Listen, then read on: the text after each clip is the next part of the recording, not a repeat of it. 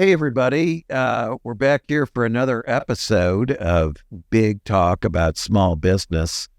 And of course, I'm here with my co-host, Eric Howerton. Hello, Mark. Great to be here with you. Hello. It's great to be here with you, as always. It's always a good time. And we have two very special guests today. One is Omar Kasim, who is the founder and owner of a multi-restaurant chain, Con Queso and Plomo quesadilla, excuse me. I always do that. My favorite language. I know, it's quesadilla. About that. Did you just say quesadilla? I don't know what the hell I'm doing. Yeah. But Quesadilla is about quiche. anyway, Not a Omar, bad idea. All right. Quesadilla. we're gonna Yeah, my place. we'll have Omar tell a little bit about himself and his story. But Omar is one of the most entrepreneurial people I know. He was a student of mine, but he already had his idea for his business long before I ever met him. And he's also blossomed into a real estate investor. But what do you have, 5 locations now total? No, so we have 3 and we're going on 4. Okay. Yeah, we're opening the 4th one in Dallas. Very cool. We can talk more about that. And then also we have our barbecue artist extraordinaire with us today, Jordan Wright, who has come on the barbecue scene not all that long ago. Would you open about 6 years ago? 7 was food truck. Okay, 7 was the food truck, and then you turned it into a real restaurant 6 years ago. Mm-hmm. And Jordan has dominated our market without question. Is known to have the best barbecue. He's got 3 locations now in Northwest Arkansas, and I had a friend that was coming through here. He lives in Pittsburgh, and he was coming back from visiting another guy we know in L.A., and he stopped off in Northwest Arkansas and stayed at our house. He's like, I got to drive to Kansas City to get some barbecue. My way back home. I'm like, no, you don't. No, you don't. You don't. Not anymore. No. You just go to Wright's. For sure. You want to go to Crystal Bridges, so go up there, get there early, have a nice early lunch, beat the crowd if you can. Get there when the doors are opening. And you don't need to go to Kansas City. We got the best barbecue in the world right here. But and then Omar with Plomo, I mean, everybody loves it. It's just a novel way to serve the product. The way you put it in that cone. Mm-hmm. And it just creates a completely different experience and minimizes people hanging around in your restaurant too. It's like definitely. you carry this away with you, which is exactly what you want based on where you are. Yeah, especially at 2 a.m. Yeah. But, in any case, Eric and I were talking about restaurants. And it really, I wrote an article here in the recent Northwest Arkansas Business Journal. I don't know if either of you guys even saw it yet, but it was prompted by us going out to eat with our family. I had my brother and sister-in-law in town. And, normally my wife and I, we go at the Bella Vista hour, which is what I call, like we get out there like 5:15, we're heading out because we know we can get in. And so with my brother and sister-in-law there, and I don't know, people were busy.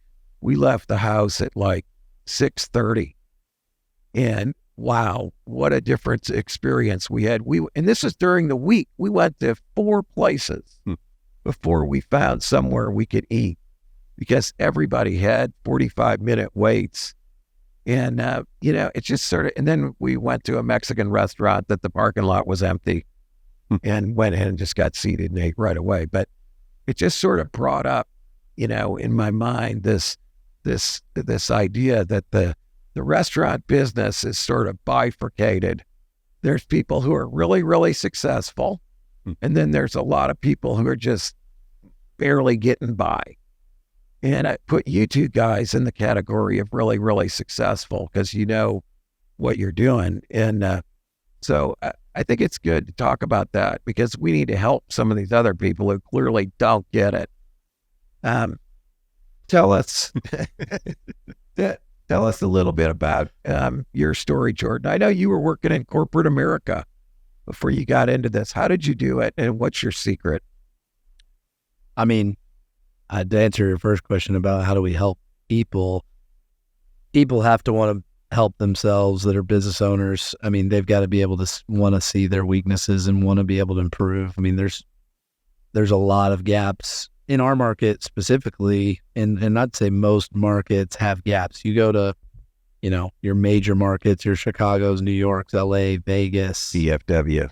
Yeah, I mean, that would be below those major markets, and then go, say then down to DFW, to Houston, et cetera, Atlanta, but you go those major markets, big cities, tons of culinary talent, tons of hospitality talent, bartender talent. There's just so much there when it comes to just the level of service and the service culture in those areas. And we just don't have that up here. We just don't have a lot of people, and specifically staffing and just overall, whether it's bartenders, waitresses, waiters, hostesses, front of house GMs that have seen the game be played on such a high level in those big markets. We need to attract, our area needs to attract more talent in that area. And as we grow and get bigger, more people will move, and better talent, chef talent. But we've got great chefs in this area, great chefs, great people that run businesses. But you go to those bigger markets, it's like, man, these guys are just crushing every little detail. Like you're talking about driving around not finding a place to eat. Why are we not better at reservations up here? Why are we not just more organized with better plans, better people running, so that you can then book your reservation at 5 and hey, when I was in Vegas last week, we want to go eat somewhere. Boom, I'm on Resi. I'm finding a spot. I'm seeing reviews as quickly as I can because I'm in a new market, and I'm like, I know that place. 5:15. Oh, they don't have 5:15. I've got a 5:30 booked. I show up. I get seated. I'm not going hoping at some of these restaurants that I might get seated, and then you end up at a place that may or may not have been great. It was an empty restaurant. Probably wasn't fantastic. It was probably just serviceable, and you move Exactly. on. But the way I got started, I was at food service sales back 12 years ago, 13 years ago, and selling to back house restaurants. So working for food service sales companies. And so getting to know all the products, processes, chefs, getting to learn how the sausage was made behind the, Literally in this case. Yeah. And so, it's like, that's half the battle is sourcing great ingredients, getting your product on time, and being able to, manage back a house. And so did that, and then moved on to Tyson and was selling, frozen food, prepared ingredients, chicken, all that stuff. And so and then, kind of had a vision idea of what we wanted to do concept wise. And then, hey, don't suck. We were talking about it earlier. Don't suck. So it helps. The goal is, we set out a goal to be, the best barbecue restaurant, and not only barbecue, but best restaurant we could possibly be, and then set a standard for the area. I think one of my first vision statements was like, we're seeking not only to be the best barbecue place, but the best restaurant, all that entails: service, hospitality, cleanliness, and try to be the best we can possibly be. So that's been the secret sauce, is just standard above all else, and when you don't hit that, get better. And knowing that, the only thing that's important is tomorrow's meal, because today's is already done. We can't change anything. What can we do to get better tomorrow? So Just the fact, I'm sorry. I was going to say, were you a backyard barbecuer as a hobbyist or at all? So about 10 years ago, my parents got me a Big Green Egg in response to I've said this story a ton, but when I was 12, I got a chemistry set, and it was the worst Christmas gift ever. And I was not good at science, hated science. In fact, I was like failing in 5th grade at science, and Miss Bishop was like not ever happy with me. And so, but my parents got me this chemistry set, and then moving forward, it was like always every Christmas we were bringing up the chemistry set, like, yeah, hey, listen, at least this is better than the chemistry set. No matter what the gift was, it was better than that. Right. And so that was like for 10 years, we were talking about that and laughing.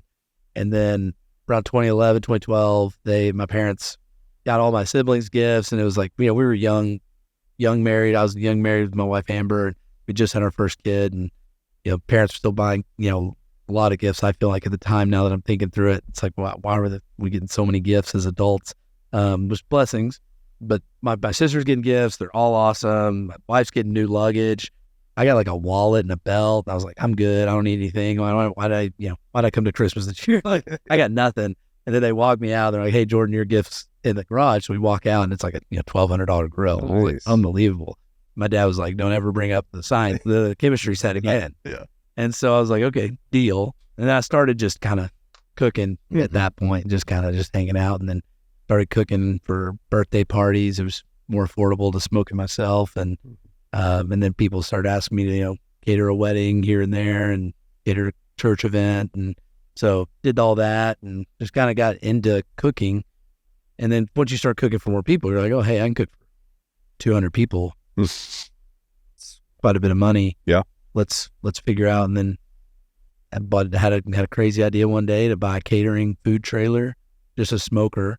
And then a friend of mine kind of challenged me. He's like, man, why don't you just edit it? Why don't you just make some changes to the trailer and make it a food truck and do the farmer's market? There's no food there.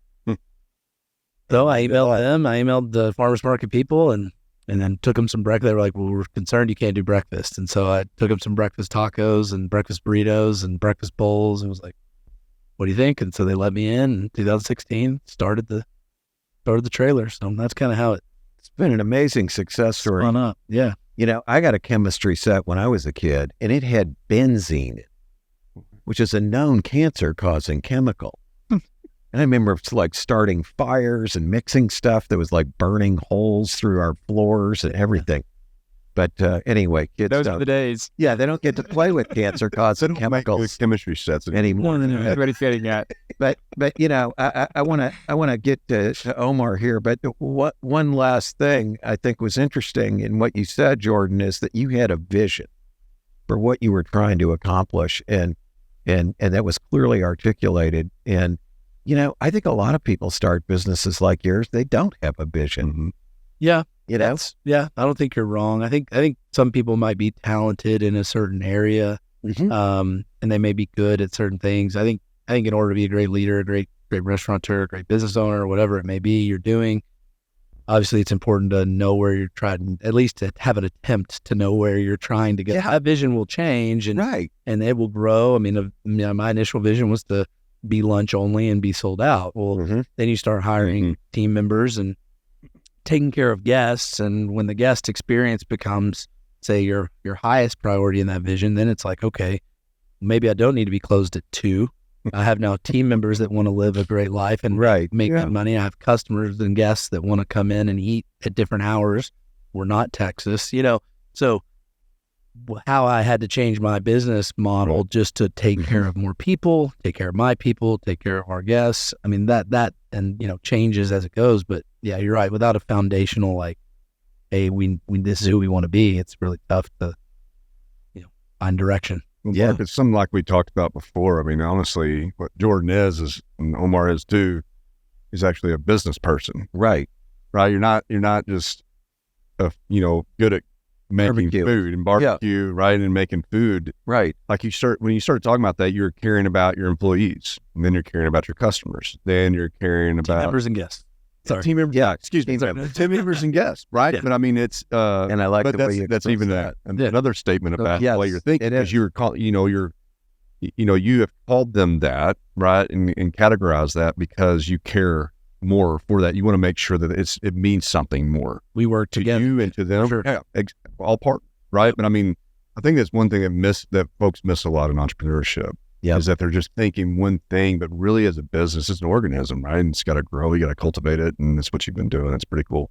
It really is. So, yeah, Omar, why don't you tell these guys a little bit about yourself and how you got started and kind of where you're going now? Yeah, for sure. And to circle back on the point of, how can we help other restaurant owners? I think that in business and in life, people have a lot of simple, not easy problems, but they choose to complicate it because it's easier to answer the reason of why these are happening through a convoluted, complicated answer than the simple answer. Right. And one of the reasons why I got into the restaurant world, having no restaurant experience prior or business experience, because I was immediately out of college, was because the restaurant world is very, very defined in the sense that you can look at any restaurant on the planet look at their P&L and specifically looking at, 3 or 4 line items, identify what the problem is with that business just by looking at a handful of numbers. Yep. And so, I think there are a lot of great resources out there that outline this perfectly, that it's, you can look at this and say, okay, your problem is sales. You're not bringing enough sales volume. Your problem is your lease terms or your occupancy costs. You're paying way too much relative to the volume that you're bringing in. Your problem is food costs. Yep. There's food going out the door, or you're selling food way too cheap. There's a lot of different issues that can be simply answered by looking at the P&L. And so that's the thing that I love about restaurants. But when you talk to restaurant owners that struggle or want the secret sauce, they are expecting some magnificent answer that, it's like, oh, well, if you do X, Y, and Z thing completely Post 6 different times a day on Instagram. Yeah, That's your whole key. and I think that what Jordan referenced is it's about serving your guests and providing a great experience, and then operationally providing an environment that allows your team members to succeed. So I think that again, simple but not easy, but usually the problems tend to be very, very simple. Well, you said, Mark, you said no business slogans or acronyms. And Yeah. the reality is I hate to do this, but it's KISS. It's got to keep it simple. Yeah. Stupid, or keep it Stupid simple. keep it simple. What did he say? Smarty Pants was from Ted Lasso last week. That's funny. Yeah. I love Ted Lasso. Greatest show on TV. But I'd been telling my team, I've got a baseball team I coach, and I've been telling them a lot. Like, look, it's not difficult. The fundamentals are not difficult. The fundamentals of being a great baseball player are the same fundamentals that Mookie Betts works on every single day, are the same things he did as a 10-year-old. Yep. They don't change. There's not a magical outfield drill, just like Omar said. There's not a magical recipe that's going to somehow save your business. It's literally managing the fundamentals, the blocking and tackling, the daily simple things that will change a business from faltering to like, oh crap, we're now paying attention. Well, yeah. If you're paying attention, you have a good chance. Yeah, most definitely. What I love about the restaurant business is we all know we like tacos. We know we like quesadillas. We know we like good barbecue. At least I do, all those things. And so it's not like we have to validate the market demand, which is, I get so sick of the way entrepreneurship is taught. That's like one of the most fundamental things is validation of demand.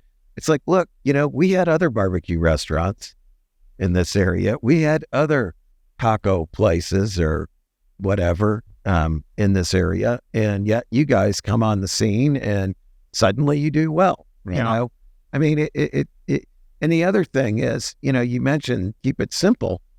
I mean, the great thing about Plomo, for example, is it's such a simple menu, and so you can be good at doing something. I mean, yours is relatively simple too, Jordan, really.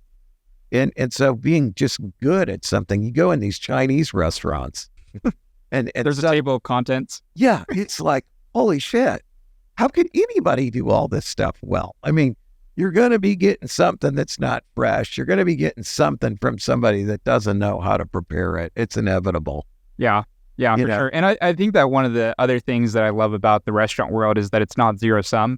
Mm-hmm. So Jordan and I can sit here across from each other and not want to stab each other, because we're extreme competitors. Like, Right. if I can put a restaurant next to Jordan, it's better for me because Everybody I know benefits.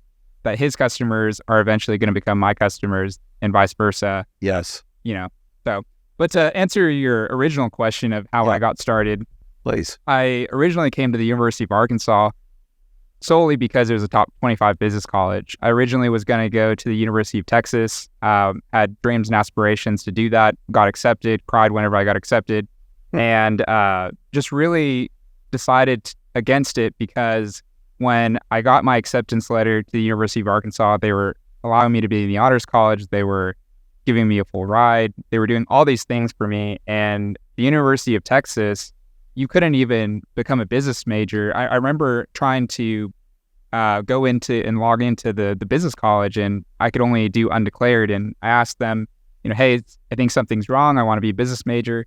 And they're like, well, the first 2 years you're undeclared, and then eventually you'll go into business school. Yep. And I just always knew in my heart that I wanted to be in business, not necessarily an entrepreneur.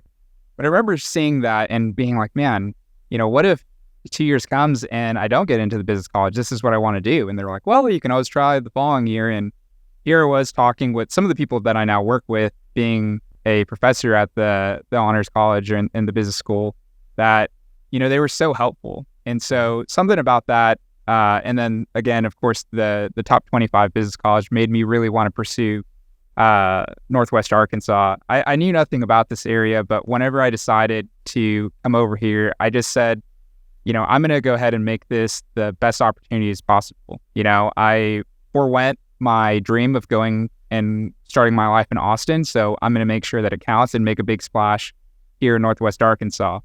And so once I came here, I just fell in love with the area. I was originally going to go to law school, so I wanted to get into transactional law, where I could play both sides, be an entrepreneur, be a business person, but also be an attorney. I think that my parents, having been entrepreneurs themselves, always tried to steer me in a path of, hey, how can you work 40 hours a week, be able to get off by 5 p.m. and have a separate life for your family and whatnot? Because growing up, I was the guy that where everyone else was going to, play sports or go do all these different things after school. I certainly got to do some of that. But my after school program was going to the family business, whatever that was. Right. And so my parents really wanted me to not do that. They didn't want me to be an entrepreneur and put my future family through that. That all kind of went to shit once I, was graduating a year early. I had to either do an honors thesis, which is a huge dissertation, big book report, or I could do a business plan. And so, coming from a family that is half Peruvian, half Pakistani, food culture is really big in my life, and diversity is really big. And my sister lives in Dallas, and I remember anytime I'd go to Dallas, I could have all different types of food. And this is 2013, 14. So at the time, Fayetteville, the food culture really wasn't present. And I just remember always when I came home, I always wanted X dish or X type of food. And so I did a business plan on the problem that I faced every day, which is what people usually recommend you work on, problem that you face. And that was, something that had ethnically diverse food options. And so that eventually became con quesos, which it was tacos with a twist, tacos that the vehicle itself was really simple, the taco shell, but it was what was inside was flavors from around the world. And more as I started working on that in tandem with studying for law school, I felt like I was dragging myself out of bed to be able to study 2 hours a day for the LSAT. Whereas whenever I was working on this business plan, it just really excited me. I found myself committing 2 or 3 hours and then working 8 on this business plan. And I told myself summer of 2014, I was going to work on both projects as hard as I could every single day.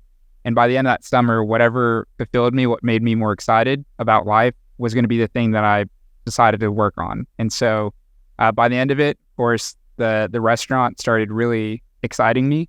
And so without really telling my parents, I didn't show up for my LSAT exam. I tried to burn all the bridges and jump 2 feet into this. And, now we're, 6 years later, a lot of whole ups, downs, and in-betweens, operating 3 stores and going on 4. Yeah, it's an awesome story. And it's been great watching you be successful, both of you guys. So let's come back to a few things. I'd like to ask some really tough questions, okay? One of my contentions is restaurants have not the best workers because they don't do anything for their workers. I mean, so many restaurants are basically operating on the same model of we just get the cheapest people we can get who will do the job, and they're all replaceable. How do you guys get good people so you can grow your businesses? And of course, you're both multi-location. You can't be there all the time. How do you get good people and how do you keep them? How about you, Jordan? I think you got to know who you want to work with. You got to know who you want to work with. You got to know the type of people you want to bring on. to be on the mission with you. And then you got to get people to buy in, and you got to take care of them. You got to care about them. I mean, bad business owners exist all over the place. No doubt about that. To me, bad business owners create staffing issues for themselves. Mm-hmm. Someone thinks there's a staffing shortage or people that don't want to work. We've not experienced that in 7 years, even through COVID. And it really just, it boils down to what culture do you create? How do you strengthen and emphasize the culture of service to your team members? And how do you do all that? Well, you do it by caring, by giving a shit, and really, really living that, not saying you give a shit, not telling everyone, oh, we have such a great culture. We're a family. No, we're working together. We're a team. And so I don't know. I mean, I think that people create their own issues because they don't want to work on themselves, whether it's how they're treating people, whether it's an anger issue or a stress issue or an anxiety issue or a trust issue. Everyone used to ask me all the time, like, well, how do you deal with not, how are you doing it? How are you growing, or how are you having a life? How are you able to coach baseball and be a dad and run a barbecue spot and now 2 smokehouses or whatever? And the correct answer is, you haven't cooked in a long time. Look, I cook every day. I cook through my team that follows our standard, that cooks the food that I wish to put out every single day. So I test it, I taste it, I judge it as if I put it out there myself. And but in the same regard, I'm not walking in there eating a bowl of mac and cheese and throwing it at our kitchen manager. Right. I mean, there's things that I know people do that I've never, and part of Omar, I think we're in the same light. We didn't come into this industry with a history of being maltreated or having a bitterness towards ownership or a bitterness towards our. That's an interesting point. Yeah. We came in as people who wanted to run awesome businesses and awesome restaurants. And then you go start hiring great people and having fun. And there's really no freaking reason why you should treat your people, even if they make a mistake, like they're less than ever. Yes. And so it's a non-negotiable. And if you have someone on your team who treats the team or treats you less than or treats your guests less than, it's a real easy cut. And so all that, I mean, the culture talk is huge. I mean, that's every business, but that's how you keep great people. That's how you don't, I mean, that's the lifeblood of every good business. And you keep highly trained team members for as long as they are willing to work with you. And when they do decide to go somewhere else or start their own business or whatever, again, I go back to the same thing, it's if you don't train people to do it as good or better than you, what happens if you keep them 10 years and they're still not good enough? Or what happens if they leave and go open their business? What happens if they don't and they stay and they're just bad for your business? It's just a cancer. You've got to train, you've got to lead, you've got to be involved. And if you're not doing that, you're going to struggle to hire and keep people. But yeah, certainly. I think that there's 3 objectives that I have with each new employee is, one, how do we give them a best friend at work? But how do they have someone around them that really, whenever they come into work, they're like, man, I'm excited to see so-and-so, to the point that, our employees are even working and hanging out with each other after work. How do we hire people that this industry actually excites them?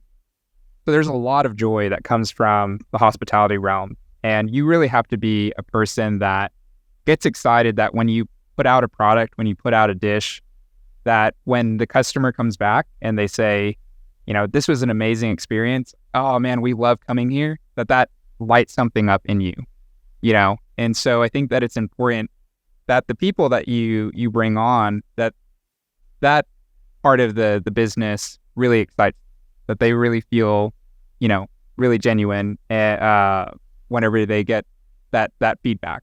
But how do you do that with some of the typical pay constraints and working hour issues that are associated with the restaurant business. Yeah, And it's easy to say, but I mean, how do you find those people? Because it seems like everybody's complaining about a lack of talent. I mean, look at our unemployment. It's like the lowest anywhere in the nation. We're in just such a bubble here in Northwest Arkansas. It's amazing how good the economy is. Yeah, I think that the first thing that I would always say about that is losers complain, winners train.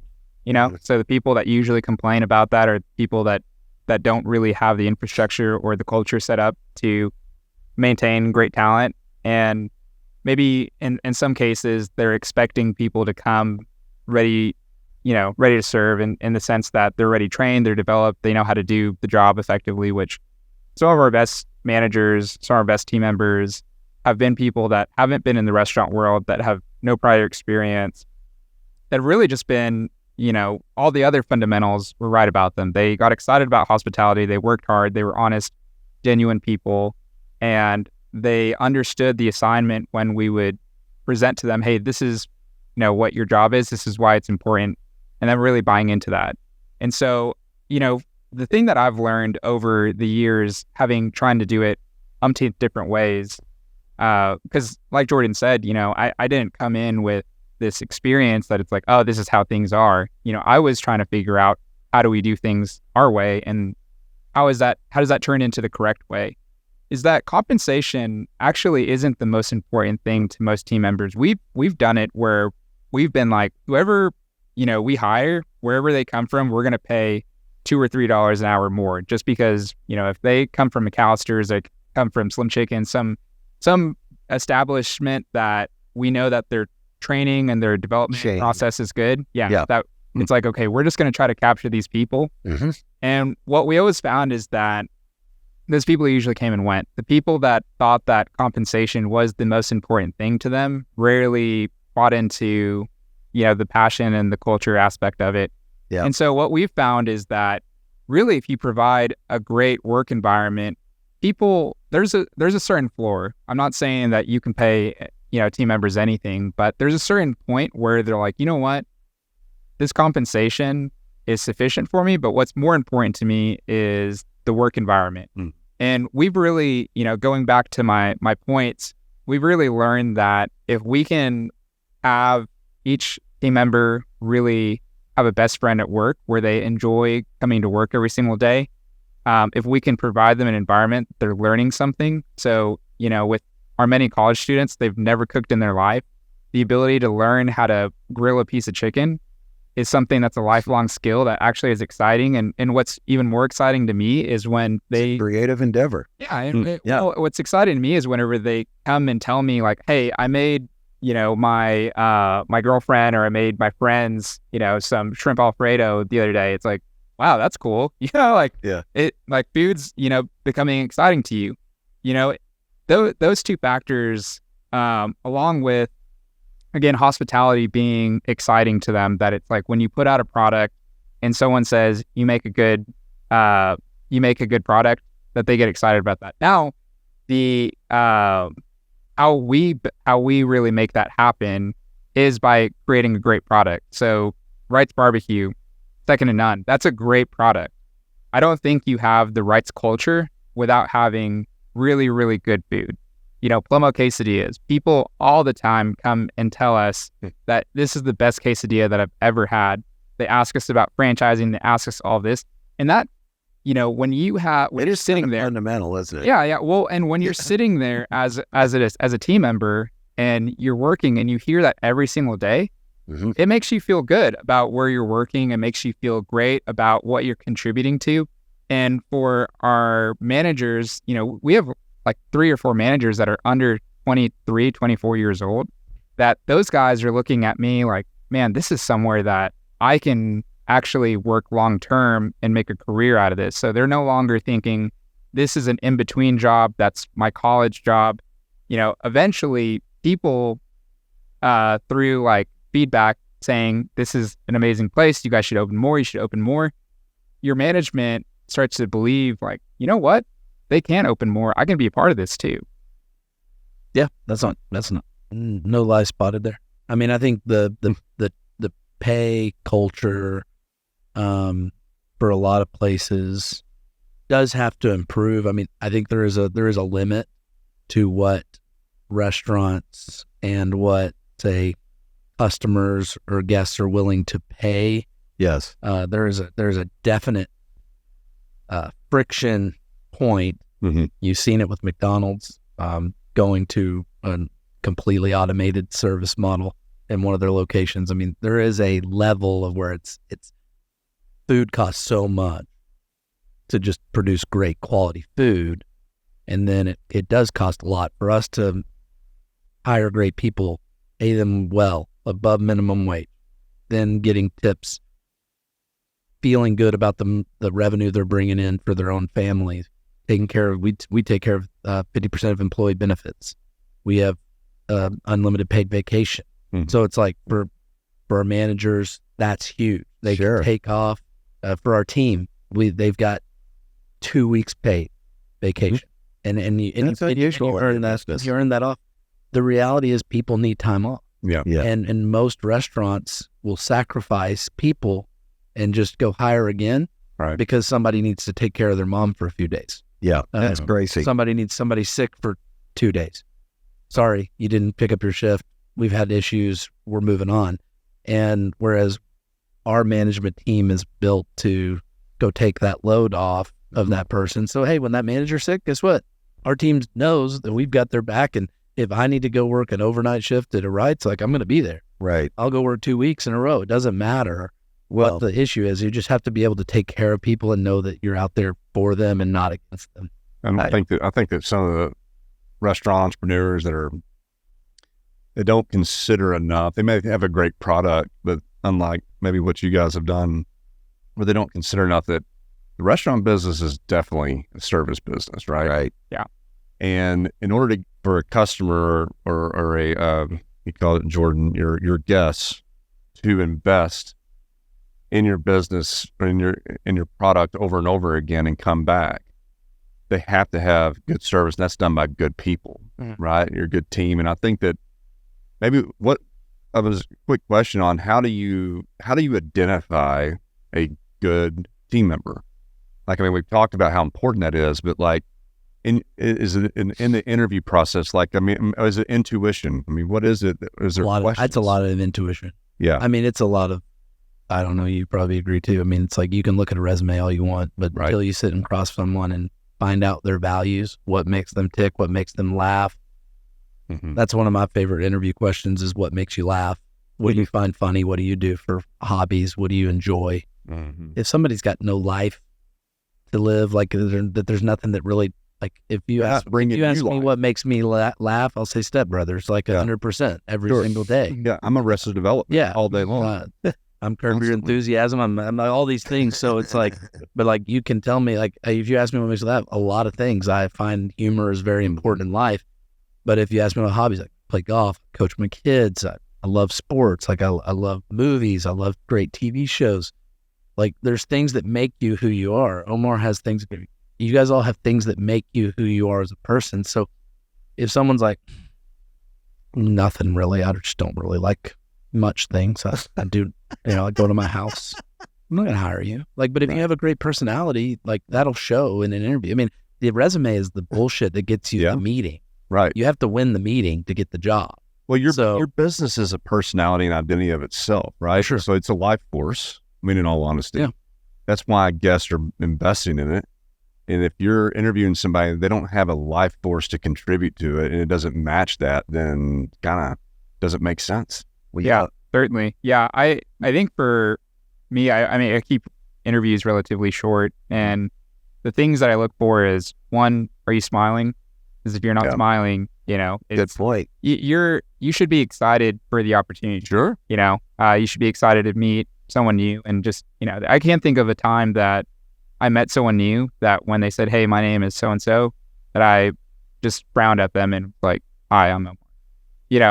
And so that first initial art is important. The next thing that Jordan kind of referenced is, what are you passionate about? I always ask people, what's something that excites you? What are you passionate about? What's your favorite X, Y, and Z?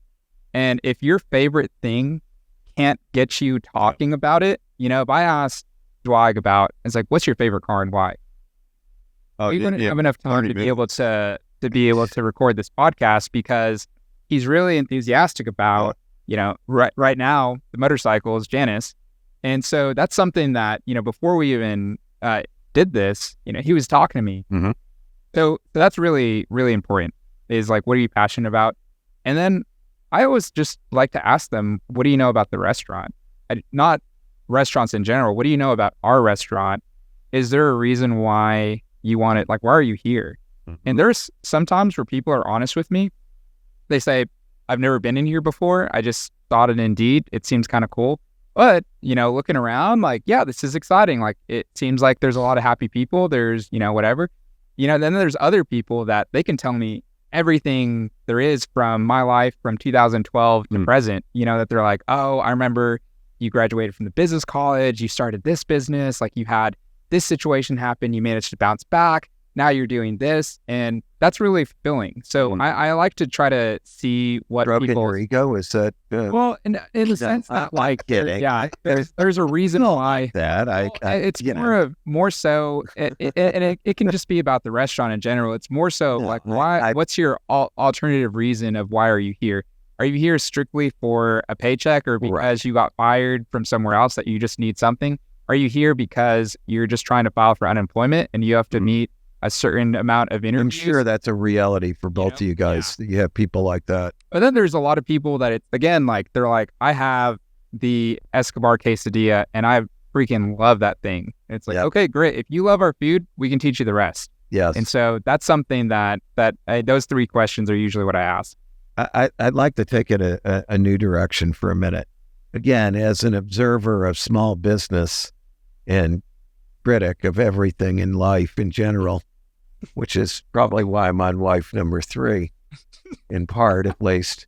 I go in a ton of restaurants, okay? I mean, we just eat out so much. I wish I could get that Amex bill down below $16,000 a month because it's just killing us living on a fixed income. But I think you get that's a low one for us, okay? I mean, it's a low fixed income too. I mean, it's you know, but you know, I go in a lot of restaurants and I see some of the same things. It's like we went in one night before last. It was my now 12-year-old daughter's birthday, and we were up in Rogers and had to go to Build-A-Bear workshop and then go out to eat. And we step in this place, and here we are. It's early. There's nobody at the hostess desk. And the workers just keep walking by and nobody says, hey, sorry, we'll be with you in just a minute. Please bear with us. Nothing. Honestly, I was pissed off after the 10 minutes we stood there till somebody finally came over. And it's only because my wife decides to go walk back in the restaurant and go, you know, hey, can somebody wait on us? I mean, I don't understand how anything like that can happen. And then secondly, why are the quantities so big everywhere? If you go to the chain restaurants, I could feed my family of 4 on some of the quantities that we get. If they're worried about their profitability, it seems like they'd be a lot more consistent and you know, have better portion control. What is that about? There's a lot to unwrap there. Number one, I'm not going to ask you what restaurant. I really want to ask you what restaurant it was, just to like think through just the framework of the question of how that would happen. It rhymes with Freely's. No, it was a chain. It wasn't Chili's. It was a chain. But it was a chain. It was a chain. It was a chain. So what was the chain? What was the chain? I mean, it's a chain. It was Big Orange. Okay, so that's a local change. Yeah, that's a local chain. Yellow Rocket does a great job across their business. Normally it's good there. Yeah. Oh no, absolutely. And so that's what I was thinking through is number one, how would that happen? And I think that what happens from a guest's perspective versus like an operator perspective, people are not perfect. Restaurants are not perfect. There's a lot of imperfect people at a lot of imperfect restaurants trying to serve a lot of imperfect guests. So what takes place is kind of okay, what's my expectation? How long was that wait? Was it 5 minutes? 5 minutes is a long time. 10 minutes. 10 minutes is an eternity. Close your eyes and keep them closed for a minute and a half, and you're gonna be like, man, did I fall asleep? That's a minute and a half is a long time. If you forget the ranch for your fries at Big Orange, and that waitress has to go back to the kitchen while you're waiting to eat for another minute and a half, after waiting for 10 minutes to get sat, after waiting another 10 minutes to finally get food, or 15, and then it's another minute and a half or two to go do this. There's a lot of lack of perspective from an awareness. And again, this goes back to the service culture, just understanding how we view hospitality in this specific market. But what works for Big Orange? Like what do they do really well? What works for Yellow Rocket? A lot of times, and even this will help you as a lifelong critic of things, is instead of walking into any restaurant, whether it's Big Orange, Chili's, Wright's, Plomo, Chewy's, whatever, Smitty's, instead of kind of like looking at what's not working, sit there and kind of say, okay, I do realize it's really easy to recognize what didn't work there, right? They didn't have a hostess on there. So what? It was a great burger. It's I a great will burger. say that. So what is working for them? What is working for them is they've got great food. Right. They've got great ambiance. Yep. Good atmosphere. They usually have great staff. Every Yellow Rocket concept is usually the server was excellent. The server was excellent. Yes. Somebody dropped the ball, and something probably happened. So if I'm looking at it as an operator standpoint, like if you would say send a 1-star review to Google or Yelp, and I wouldn't do that to them. Well, no, but people do. Yeah. And so if I'm looking at that review and I'm trying to say, okay, number one, Mark is a human. I'm not mad at Mark for having a bad experience at Big Orange because of a hostess not showing up in 10 minutes. I've got to view you as an operator. I've got to view you as a human who's got expectations, who's got wants, who's choosing to invest their dollars in my restaurant. And I think a lot of people get really mad at reviews and get mad at guests for having bad experiences instead of being able to say, okay, you're right. And then guests get mad at restaurants for one single flaw. Sure. Right. Even though the entire 90% of that experience was awesome. But they'll kill you for the 5 or 10% or whatever did not go perfect. And so you've also got to say, okay, we did a lot of good things. If I'm Scott and the team down in Little Rock who runs Big Orange, and I'm looking at that experience, we did a lot of things really great. Whatever happened with the hostess, that's probably some training that need to happen. And sometimes it's just a deadgum mistake. It's just something happened, and that hostess got pulled off and was helping another team member and left the hostess stand unwalked or unwatched for too long. Mm-hmm. And everybody in that business would all sit there and agree, be like, you're right. So I don't know. It's kind of like, how do we make sure as operators that we're not just getting mad at guests for having a bad experience, and also teaching that awareness level up? I'm not going to trash these guys. And we go back there again. But the point is, we were there, and then there was another set of guests there. No doubt. And you just kept seeing the servers go by. I mean, I could say it's the problem is the hostess, but really it's the servers needed to pick up on the fact that the hostess wasn't there. In my mind. And my point is, it's awareness. My point is, most of those chains, most of those places, it's getting the service staff to be aware. Yeah. So Charlie Munger, right-hand man, Warren Buffett, has a saying, show me incentive and I'll show you the outcome, or I'll tell you the outcome. Exactly. And so there probably wasn't an incentive structure for the server to take care of the hostess job. There should be, though, because that server there should be, end there up wasn't, with but, us at their table, and then we're going to think better of the server. You get big means fat I get a tips. better tip. Exactly. There should be an incentive there. But again, the incentive may have not been there. It may have not been realized. So you got the outcome that you got.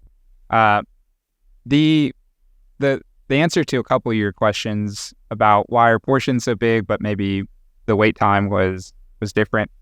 Some restaurants haven't figured out or have a misinterpretation of the value proposition of the restaurant. Right. A lot of businesses do, not just restaurants in general, but a lot of businesses, it's amazing that what made them successful, they start shying away from that. Mm. And so many times people try to reinvent the wheel when it's like, hey, this wheel got us rolling. Let's keep on rolling down the hill. Exactly. And so, for the restaurant world, the value proposition, something that I always tell our employees is that, hey guys, like, it doesn't matter what price is, whatever price is, it could be here or here, but value's got to be this far above it, And so, I'll tell on ourselves, there have been times where some of our employees at Quesos, they may be running out of plateware or something. So instead they, it's near the end of the night or something, they'll use to-go ware. And there are times that I've been made aware of that, or I've seen it myself, and I'm like, hey, the customer's paying this much for the product. It's like, would you be happy about paying this much if it came in plastic cups, paper cups, and things like that? No, you wouldn't. So that ceramic ware that we use or that we have stock is important because it adds to the ambiance, adds to the experience, adds to the value proposition, And so I think that people assume that because you're in the restaurant world, all that matters is food portions, and that's not correct at all. What matters most is the combination of the entire experience. When you walk in the door, is the music playing? Is the music on cue with what the ambiance is? Are you being greeted? How pleasant is that experience? When you get taken care of, whether it's fast casual where you're ordering at the counter or you're being waited upon, what is the time between when you're first interacted with and engaged with to when you're able to get your food and then being able to leave? Because that's also really important too, that you can have your food in 10 minutes, but if it takes the server 40 minutes to be able to... Now we're talking about Chili's. Yeah, right. Yeah, it's like, once they bring the food out, it's like, good luck ever seeing them again. That's true. Well, they want you to pay. They want you to pay through the electronic device. Yeah, the electronic thing that doesn't work. Okay. Yeah, but my point is again, understanding the value proposition of just saying, hey, these are the reasons why we're valuable, and this is the price that we pay. We have to make sure that we excel on these things.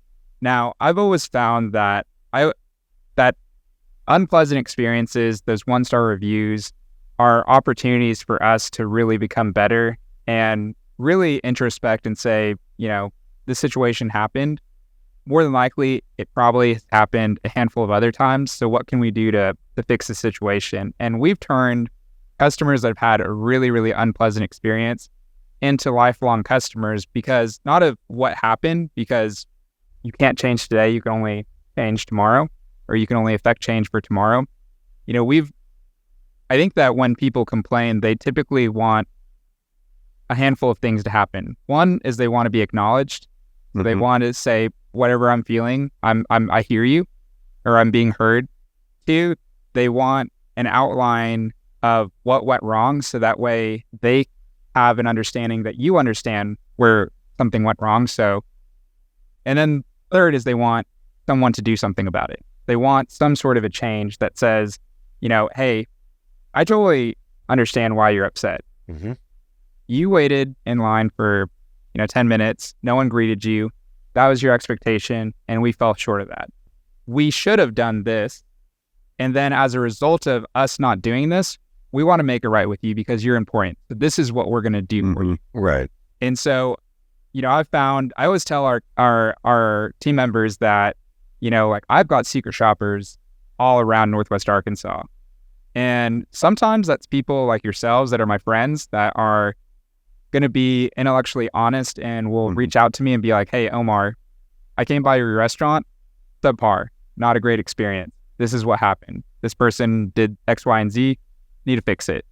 I also have people that I don't know that are my secret shoppers that are the people that are going to review us, that are going to send me cold emails, that are going to send me messages on our point of sale and say, hey, they get the receipt. There's a direct feedback button that says, I had a bad experience. I had a frowny face experience, and it goes directly to my email. And those are opportunities that, again, we can shy away from it. We can say, that person doesn't know what they're talking about, whatever. Or we can take the opportunity to reach out to that person and say, how can we make it right with this person? And so at the end of the story, they could say all they want to their friends, like, oh my gosh, I waited so long for this. It stunk. Then I had to do this. But at the end of that story, they have to say, well, what happened? It's like, well, the owner reached out to me and he gave me a $50 gift card because our meal was, was $25. So he wanted to refund me. Plus he wanted me to come back. So he incentivized me by giving me $25 extra. I mean, that's a good ending to the story, Sure. in my opinion.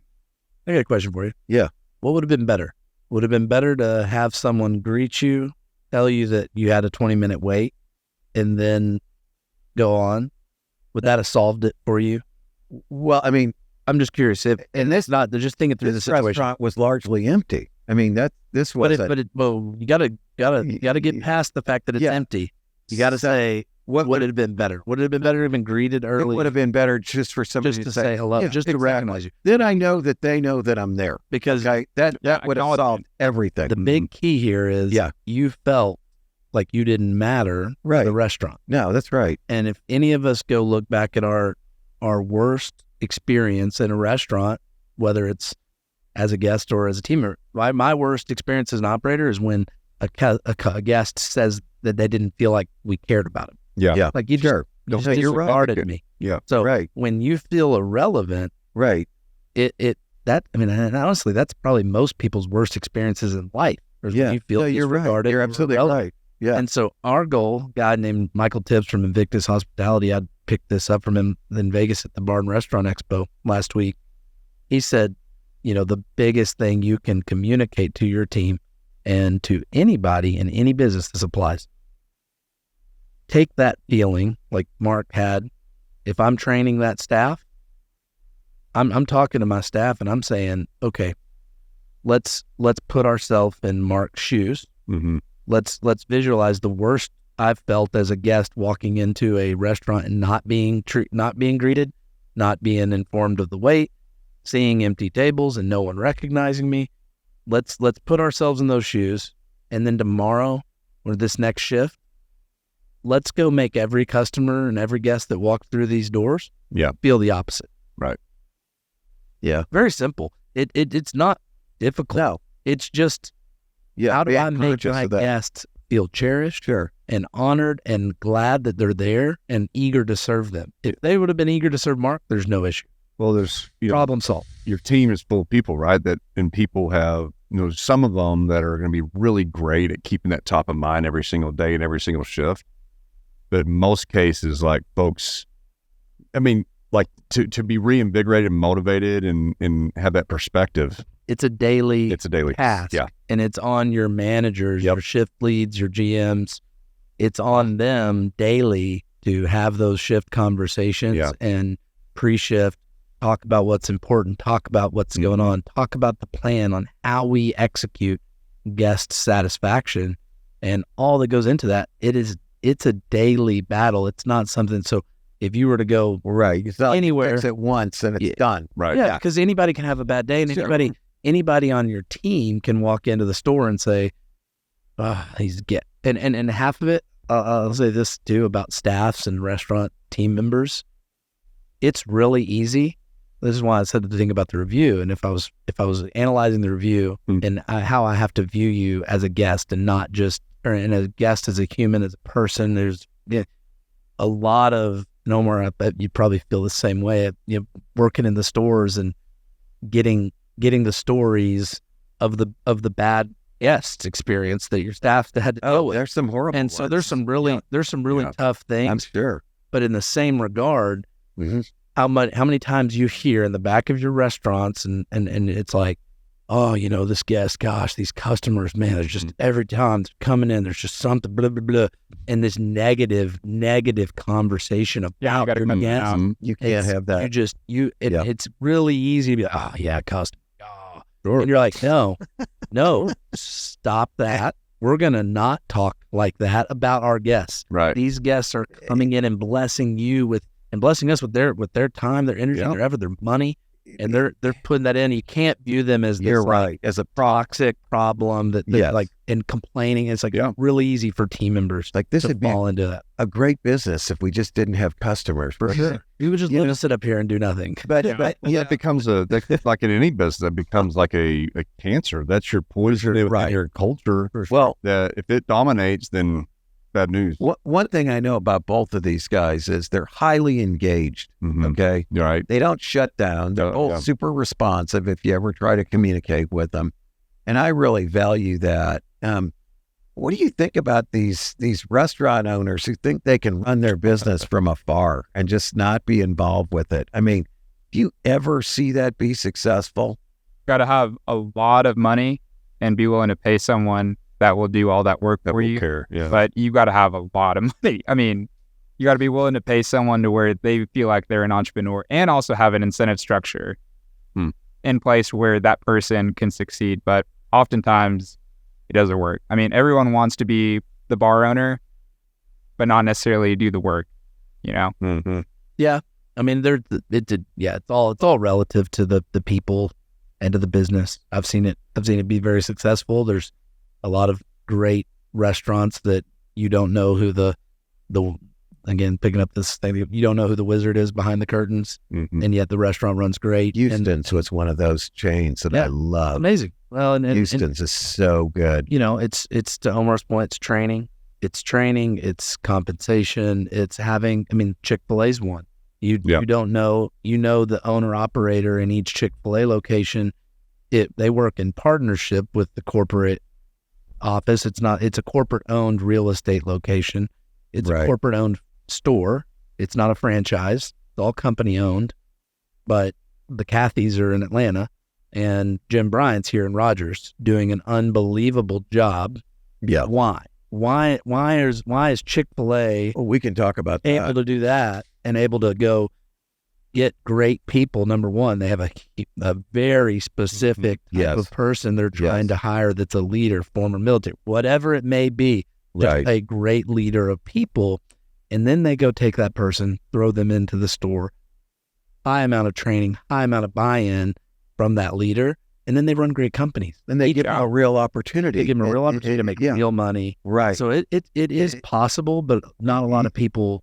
But I think your question is different, right? I think you're asking, are you saying like someone wants to open a brand new restaurant, but then they don't want to actually participate in the management? Yeah. I mean, whether it's open a brand new one or I'm going to buy one and operate it from afar. It's like a passive investment. It's just, you got to be engaged. We're running out of time, but there is one last thing I wanted to bring up and hear you guys' comments on.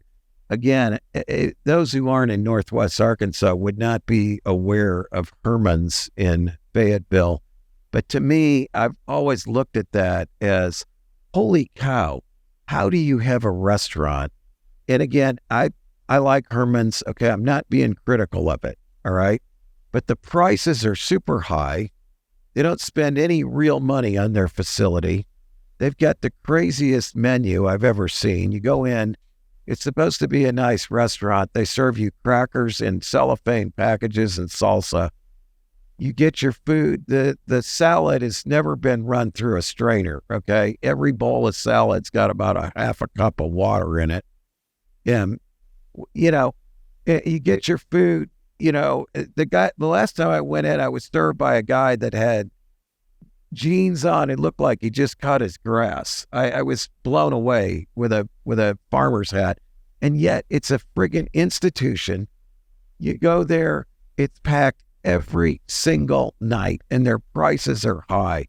I admire that. How do you get to that stage where it's like, it almost doesn't matter what you do, you're going to be churning out a profit over there? I think they're a unique situation in the sense that they're what I would consider a legacy restaurant, that there's just so much history. Yeah, they don't change anything. Yeah, there's just so much charm. There's so much history and value in that some of the other things, again, when we talk about the price versus the value proposition, their value is largely upon the fact that it's, the historical restaurant that everyone goes to whenever, all the Arkansas celebrities, Bill Clinton's favorite restaurant and everything like that. Right.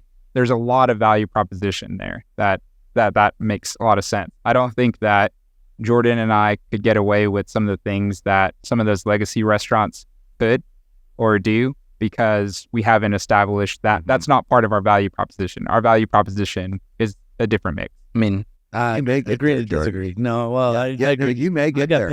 I've got paper menus and we put everything on paper and we serve decently priced menu items on tray liners with paper boats and paper, and we use plastic utensils and stuff. You can get away with that. Yeah, but you're not serving like a $70 steak. Well, yeah, but to be fair, I love Nick and I love the team at Germans. They're awesome people and they're great.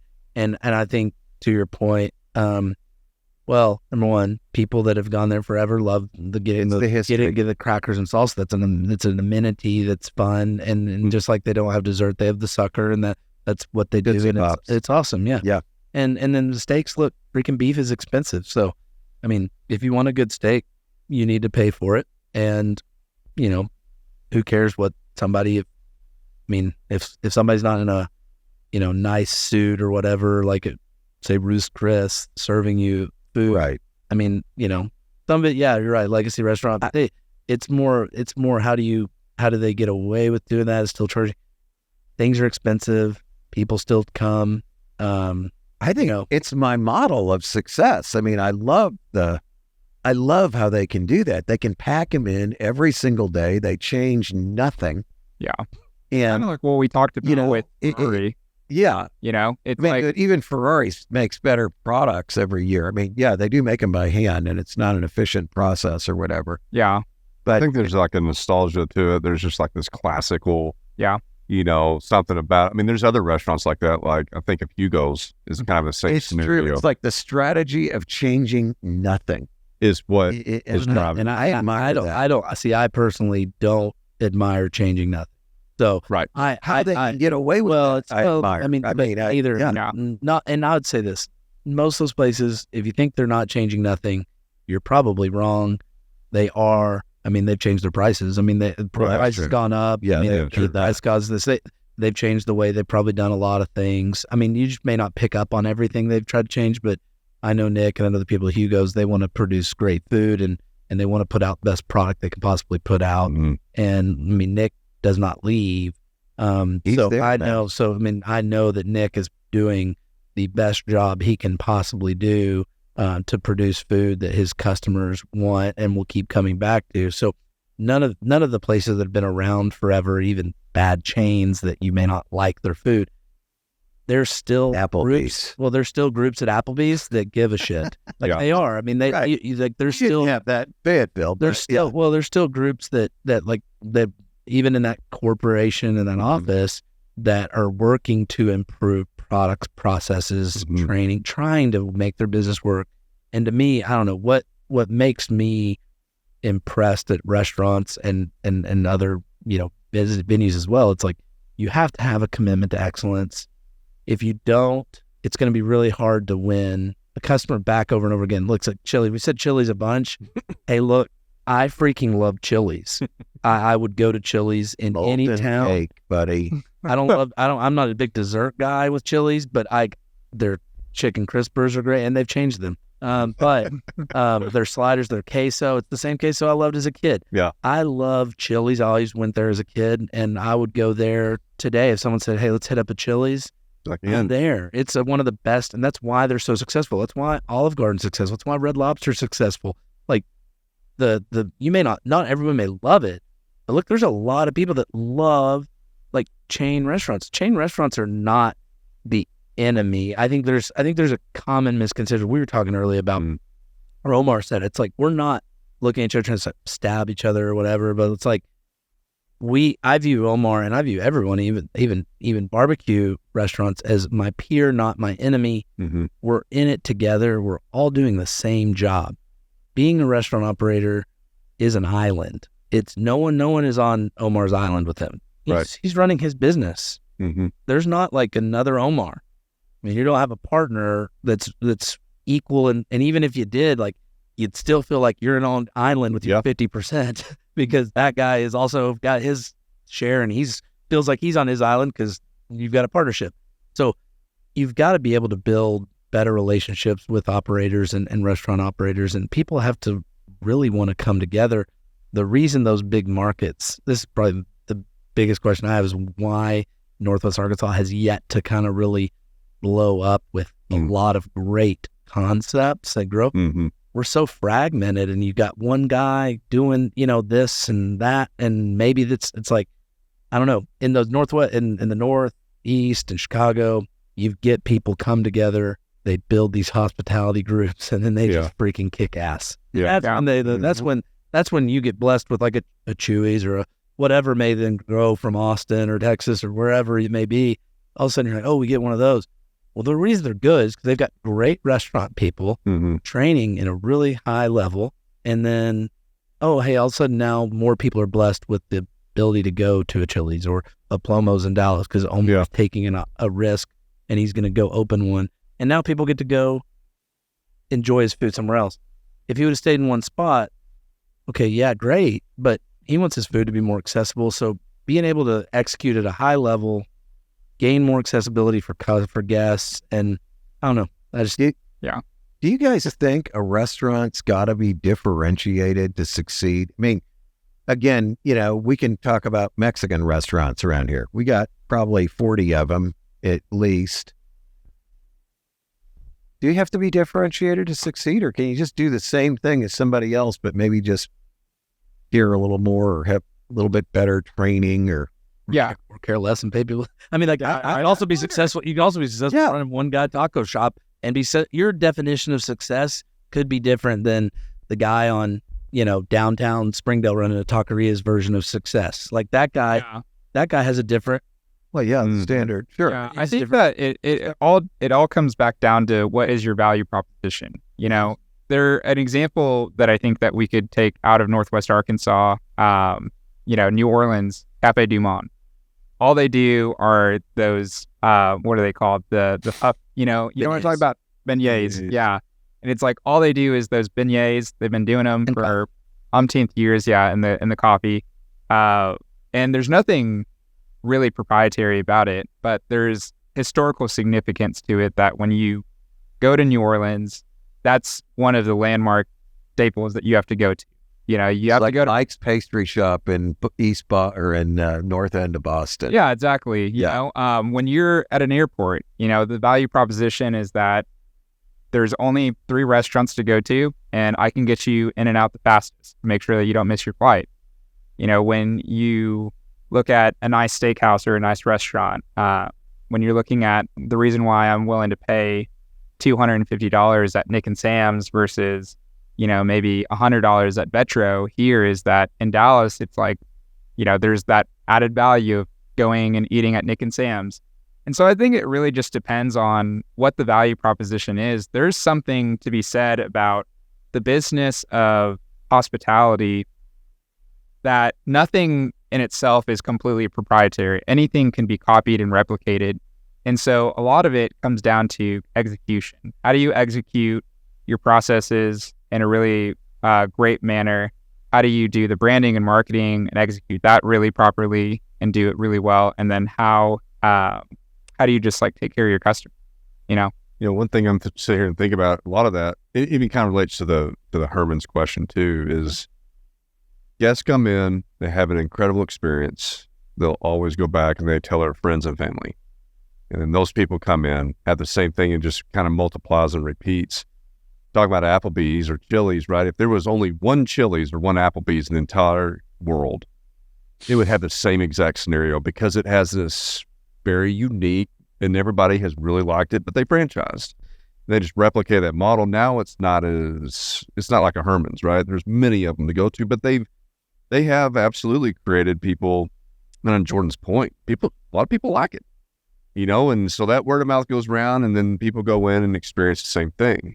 And to your point about does there need to be diversification of your offerings to be relevant or to make a splash? Something about your business does. I mean, it may not have to be the menu items. I know that if someone opened a burger and fry restaurant or whatever it may be, it's like they better just be really good at something. I mean, you got to be good. Yeah. And you can also be okay and average in an area.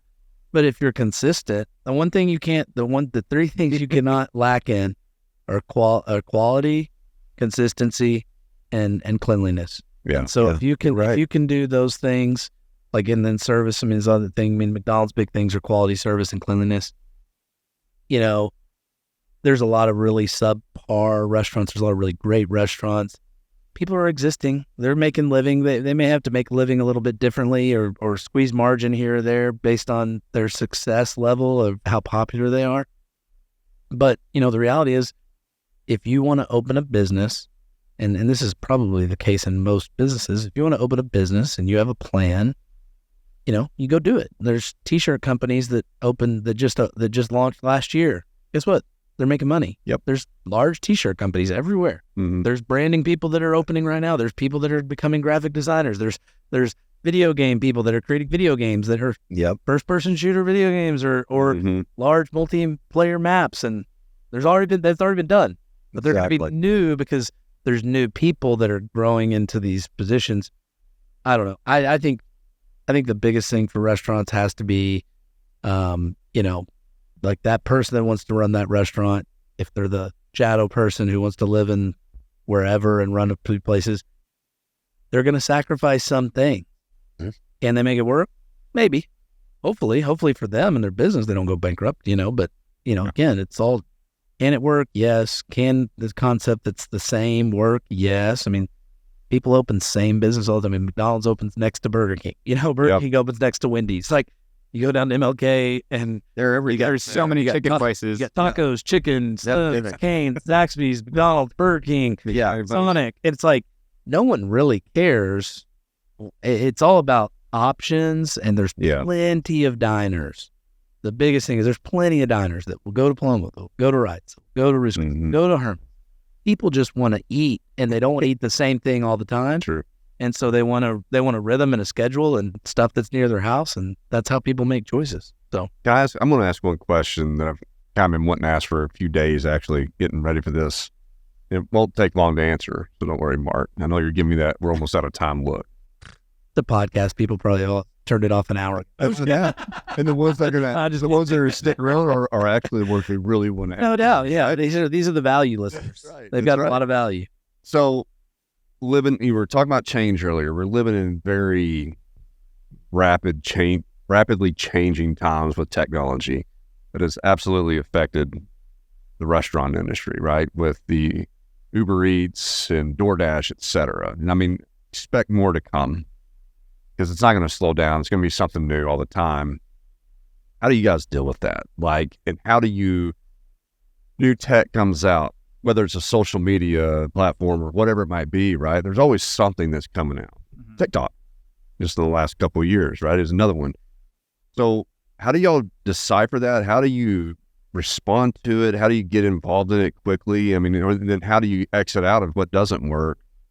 And how are you, do you have teams that you trust or are you just kind of testing and trying? And if it starts to click and work, then invest more time and energy in it? I mean, what's your response on that? I found that in the past year or so, where my priorities as an entrepreneur and the leader of the organization needs to be. And I found that I need to spend less time on operations and the day-to-day and more on the long-term vision, because if no one's steering the ship, then we're just, drifting endlessly.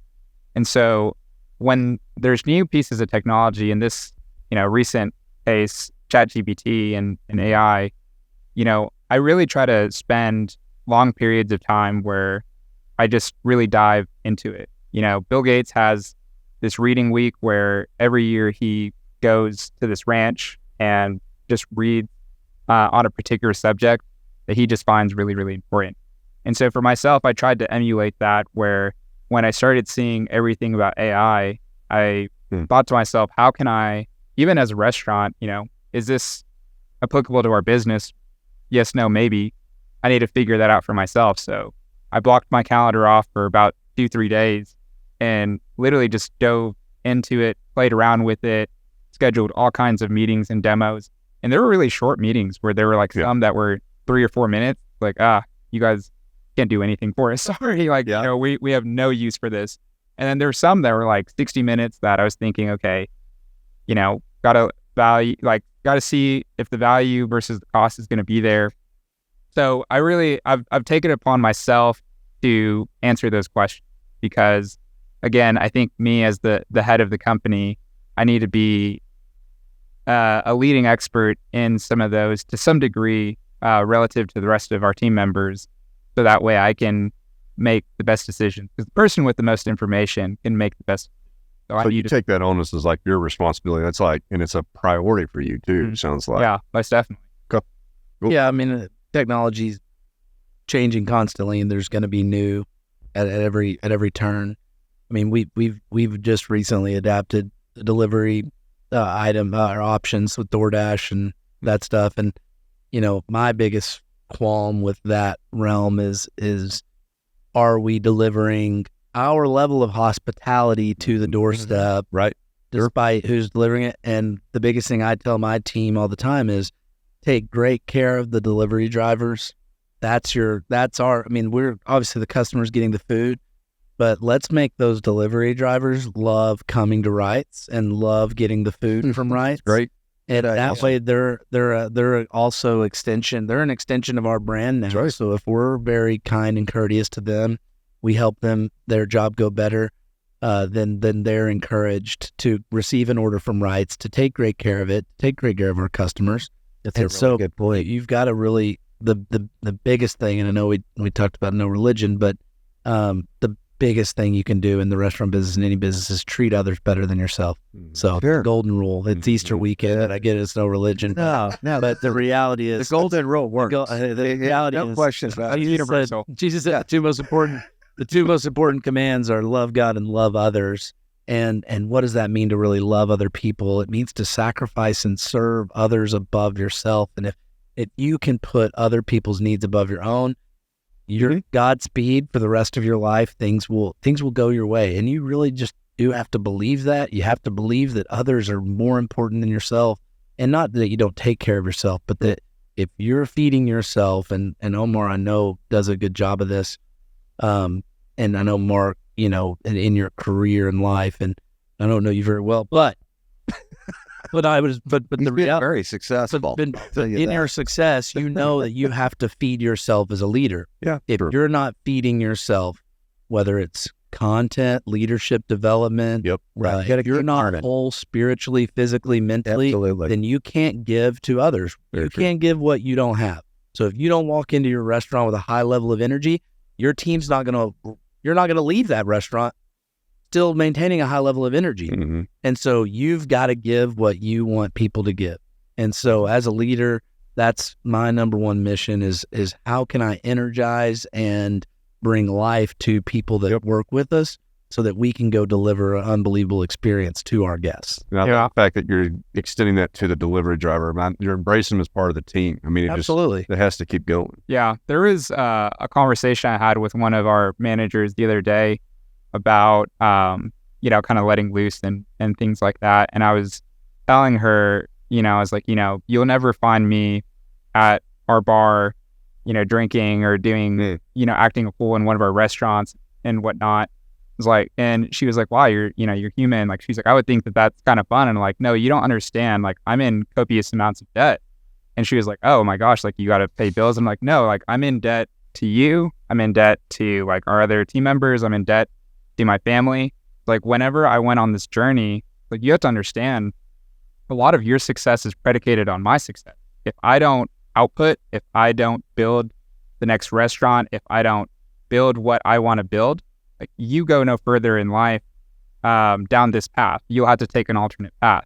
For my parents, they set me up for success, and I take that upon myself as a loan that it's like, okay, I've got to be able to fulfill, my destiny and be who they wanted me to be, and even greater than that, surpass that expectation. And so there are a lot of times where, I look at the long-term value, and even something as simple as ChatGPT, it's like, if I do not actually become a student and really learn this critically, I'm doing a disservice to my investors, which are my customers, my team members, my parents, the people that surround myself, my future family. I always tell, all of our team members and my students, like, I'm working on a time crunch because there comes a point in time, or there will become a point in time where I no longer want to work and I want to focus on my family. And it's my obligation to be able to get us as far ahead as possible to where when that time comes, I don't have to feel bad about taking off or not working for weeks or not showing up to the office, because we have set the ball rolling down the hill to where it's collected enough snow to where it's You made the investments Mhm. in time and money. Yeah. And learning and trying new stuff. Makes total sense. Well, I could talk about this stuff all day. Yeah, I was just starting to settle in and get. I won't. I won't get. When you said technology, the first thing that came to my mind was those pads at Chili's, Yeah. which I keep wondering when they're going to abandon Mm-hmm. because they haven't really done what they want. I don't think. It could just require somebody really like doing what Omar's saying, just dive into it. Is this really giving a good experience? And then if it's Right. not, how do you do it better? I mean, I Then think, train and talk and educate and lead the team. I think with any business, one of the things that Zweig Group used to do years ago when it was Zweig White is we sold fully integrated software systems for running architecture and engineering businesses. We were just a reseller Mm-hmm. of Deltec, and it was it's very complex. And anytime you have to sell something that's so mission critical, like taking orders, and you ask a restaurant to change their process, man, that's risky. Yeah, it is. You know what I mean? Very, That is so risky, and it just seems like like I imagine the POS system at the restaurant is one of the bigger that. decisions. yeah. Right? Yeah. As far as technological That speaking. So I think there's going to be a lot of resistance to adopting new technology in the restaurant business for that reason. Sure. Well, listen, guys, we really appreciate your coming and giving us your time today. Thanks for having us. Yeah. I don't know about you all, but I'm getting hungry. Scale places. Yeah, right. Yeah, I'm sure we do. So thanks so much for coming and seeing us, guys. Yeah. Thanks for having us. Thank you, gentlemen.